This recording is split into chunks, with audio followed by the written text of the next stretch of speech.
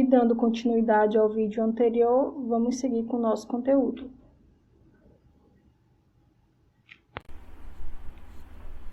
E aí vamos falar dos agentes extintores, né? Agentes extintores são aqueles elementos encontrados na natureza ou sintetizados pelo homem, capazes de extinguir um incêndio pela sua ação em um ou mais dos componentes do tetraedro do fogo. Então, não necessariamente ele vai agir em um só elemento, né? Ele pode estar agindo em 2 ou mais elementos. Já aparelhos extintores são equipamentos para a utilização humana que contém em seu interior um agente extintor e um método de expedição deste agente, de forma a se combater os princípios de incêndio. Por que que eu fiz aqui essa distinção de agentes e de aparelhos extintores? Porque quando a gente vai falar sobre a recarga dos extintores, né, o processo de manutenção dos extintores de incêndio, né, quando eu pergunto, às vezes os profissionais pensam que vai ser feita uma troca do extintor. Não é uma troca do extintor, você vai trocar o agente extintor.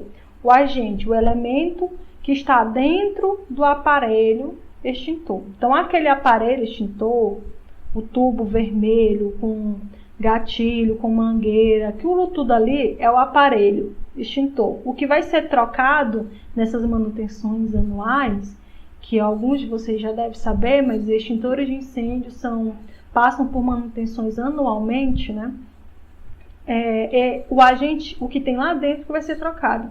Então, é a água, é o pó químico que está lá dentro que vai ser trocado, é o gás que está lá dentro que vai ser trocado. E, lógico, o aparelho em si, depois de um ano, ele pode apresentar problemas, né? Se você, por exemplo, seu campus está muito próximo do mar, né? Provavelmente os seus equipamentos, seus aparelhos extintores devem apresentar problemas com corrosão, né, proporcionados pela própria maresia. Então, você vai ter esses probleminhas, a mangueira que resseca, o manômetro que quebra. Então, essas coisinhas têm que ser revisadas anualmente ou toda vez que apresentarem algum problema. E aí, a gente tem esses tipos. Esse aí é o pó químico seco. Observem que ele deixa muito resíduo, porque ele é de fato um pó. Aí você tem o pó para ABC, classe ABC, para combater incêndio A, B e C.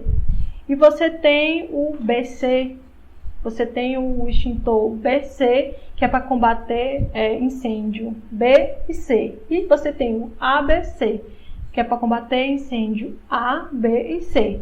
É aquele extintor de uma confusão há uns anos atrás, que era para ser obrigatório nos carros e acabou não sendo, aquela corrida maluca, acabou que não deu em nada. Então, é esse extintor de incêndio. Então, ele deixa bastante resíduo, percebam. Outro agente aí é o gás. Esse gás é o CO2. Ele não deixa nenhum resíduo e ele faz o trabalho de abafamento, porque ele tira o oxigênio da área onde está havendo a queima. E como ele é bem gelado, ele também resfria. Mas a princípio ele tira o oxigênio. Quando você tem um incêndio classe A, ele não é muito adequado. Por quê?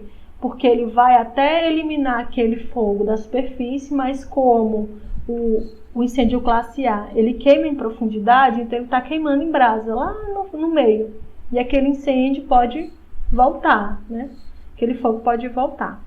E aqui a gente tem a espuma. Ele é muito aconselhado para incêndios classe B, que são os líquidos inflamáveis, né? Os óleos inflamáveis. Por quê? Porque ele é uma espuma, tem água nele, né? Mas a forma até como ele é colocado, a espuma, ela se acomoda em cima do óleo. Então, ela não espalha o óleo, você não jateia, né, a espuma no óleo. Ela, na verdade, se acomoda em cima e faz o papel do resfriamento, né? E aí, vamos pensar um pouquinho a lógica aqui dos incêndios, né? Então, tipo de incêndio. Então, a gente tem esse primeiro aí, que é a classe A. Que aí no nosso exemplo nós temos madeira e papel. Quais são os extintores que servem? Extintor de água, né? A água ela vai ser absorvida por aquele material, né? E vai chegar até ali na profundidade do material. Pó químico não é aconselhado, porque ele fica também na superfície. Então, para o material que queima em profundidade, né, a brasinha vai reacender o fogo daqui a pouco. Então, ele não é aconselhado. A espuma é aconselhada porque ela é um líquido. Ele é um líquido que possui um aditivo para transformar aquele material em espuma. Então, ele aumenta bastante o volume. Mas ele ainda é um líquido, então ele vai resfriar. Ele vai resfriar e vai abafar ao mesmo tempo. E o gás também não é utilizado pelo aquele motivo que a gente já conversou também, né? Ele vai só expulsar o oxigênio ali, daquela camada superficial, mas como o material também ainda queima em profundidade, aquele fogo pode voltar. Materiais líquidos inflamáveis, né? A gente tem aí água, pode? Não pode. Como a gente falou, água e óleo não se misturam. Água e óleo não se misturam, então pode ser que você espalhe a situação, né? Espalhe o óleo. Aquela coisa, a gente vai ver um vídeo um pouquinho mais à frente. Você tem uma panela na sua casa, no fogo. Você está cozinhando um alimento, assando, fritando um alimento. Aquele óleo, e o óleo começa a pegar fogo, né? Ele começa as chamas no óleo, porque ele aqueceu a um ponto que ele entrou ali em processo de combustão. O que é que você vai fazer? Você vai jogar água dentro? Você não vai, porque no momento em que aquela água entra em contato com o óleo em alta temperatura, ela vai começar a borbulhar, literalmente. E esse borbulhar, que é o processo dela, né, de passagem do líquido para o gasoso, que proporciona a explosão. Então, além da explosão, você vai ter, além do espalhamento, você também pode ter uma explosão, se você misturar o óleo quente, né, em chamas, ou seja, um líquido inflamável, no caso ainda oleoso, com água. Então, a água não pode. Pode o pó químico, né, porque ele faz esse abafamento. Pode a espuma, porque ela não tem toda aquela pressão e ela proporciona o resfriamento e abafamento. E pode o gás, que retira o oxigênio ali, é um abafamento e também o resfriamento, porque o gás é bem gelado. Produtos elétricos, né? Eletrônicos, elétricos energizados. Pode água? Não pode. Água e eletricidade não combinam. Pó químico pode, como a gente já falou. Espuma não pode, porque continua sendo líquido, água, né? Espuma, o extintor de espuma é a água com esse aditivo que proporciona essa espuma. E o gás pode, que não pode nem o de espuma e nem o de água. Então, gente, parece assim meio complicado, mas é entendendo aquela teoria toda que a gente vai raciocinar aqui na hora, certo? E outro fator importantíssimo é o treino. A gente faz, às vezes, as coisas no modo automático, que a gente nem pensa mais. Então, combate a princípio de incêndio é treino. Vocês têm que treinar. Por isso é que a norma regulamentadora em R23 estabelece que, além lá, né, da brigada de incêndio, que tem que ter uma brigada de incêndio, todos os profissionais que trabalham no local, eles têm que passar por processo informativo. Não é bem um treinamento, mas todos eles têm que ter conhecimento básico de combate a princípio de incêndio. E eu queria chegar nesse ponto porque a reitoria, né, o setor de segurança do trabalho, possui uma capacitação de 4 horas, né, para esses profissionais. Então, a gente faz desde uma palestra de 1 hora, né, até uma capacitação de 4 horas, que inclui 2 horas de teoria e 2 horas de prática. Quando é que nós recomendamos essa capacitação de 4 horas? Quando o campus, né, a unidade, estiver próximo de fazer a recarga dos extintores, da manutenção dos extintores. Então, quando for fazer a manutenção dos extintores, esse é um momento adequado. Por quê? Porque nós vamos poder utilizar esses cilindros, né, esses extintores, para o treinamento prático. E vamos ter também a segurança de que a empresa que foi contratada para fazer a recarga, né, para fazer a manutenção, ela de fato fez.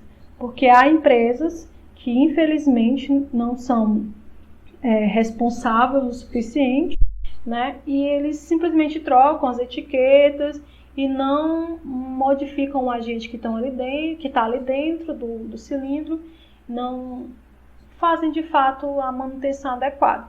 Então ali a gente teria a segurança de que você tem um equipamento que foi revisado, porque ele está indo seco, né, para a empresa e voltando cheio, ok, para a gente de volta, certo?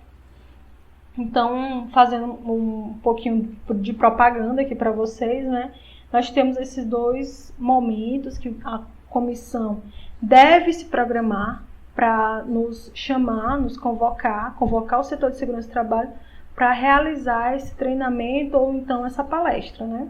Então, programem nas atividades de vocês um momento, né, alinhado com o momento da recarga dos extintores, um momento para um treinamento que vai muito além desse aqui, porque ele inclui também a parte prática. Aqui vocês estão vendo só a teoria, né? E de forma bem rápida. Então, vocês também vão ver um pouquinho mais e vão ver a prática. E não é só para outra coisa também. Não é só para os servidores, né? A gente também pode incluir aí na palestra os alunos e para os servidores de maneira geral um treinamento mais aprofundado como é esse. Ou então fazer vários treinamentos, não tem problema nenhum. O importante é que todo mundo tenha esse conhecimento. Então, vamos assistir um pouquinho desse vídeo para que vocês possam observar como é perigoso a gente não ter esse conhecimento, né? Saber que tem um extintor de incêndio ali não lhe garante nada. Se você tem um equipamento e você não sabe utilizar, de nada ele vai servir, certo? E também, se você não conhece o equipamento, ele vai virar somente um enfeite, ou então um entrave na sua sala, ou então um porta-sombrinha, como eu já vi, ou então um porta-casaco, como também já vi. Então vamos dar uma olhada nesse vídeo aí.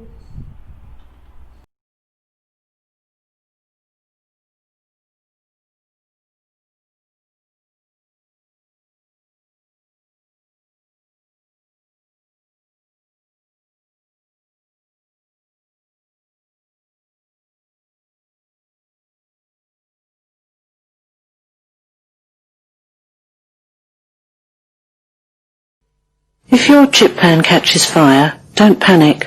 Just follow these instructions. 1. Turn off the heat. 2. Run a cloth under a tap and wring it out. 3. Cover the pan and then wait until it's cooled right down. Don't try and move the pan, and whatever you do, don't throw water over the fire. The effects can be devastating.